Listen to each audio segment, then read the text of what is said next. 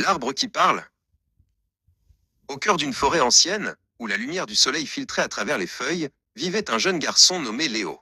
Léo n'aimait rien de plus que de se promener parmi les arbres, écoutant le murmure du vent et le chant des oiseaux.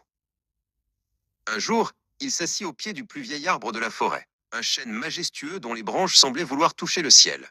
« J'aimerais tant comprendre ce que vous dites, » murmura Léo en posant sa joue contre l'écorce rugueuse.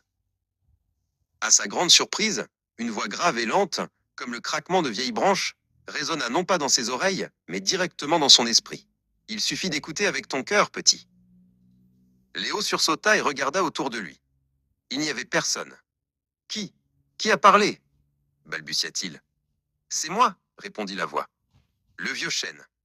Je suis là depuis bien plus longtemps que tu ne peux l'imaginer. »« Vous pouvez parler ?» demanda Léo, les yeux ronds. « Tous les arbres peuvent parler ?» expliqua le chêne. « Mais peu d'humains prennent le temps de nous écouter. Ils sont trop pressés, trop bruyants. » Léo s'assit à nouveau, fasciné. « Apprenez-moi, dit-il. » Le chêne lui parla alors des saisons. Il lui raconta la joie de sentir ses feuilles pousser au printemps, et la douce mélancolie de les laisser tomber en automne.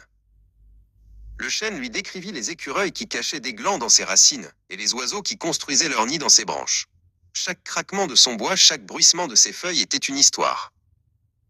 Léo apprit que les arbres partageaient leur force à travers leurs racines, et qu'ils se prévenaient les uns les autres des dangers.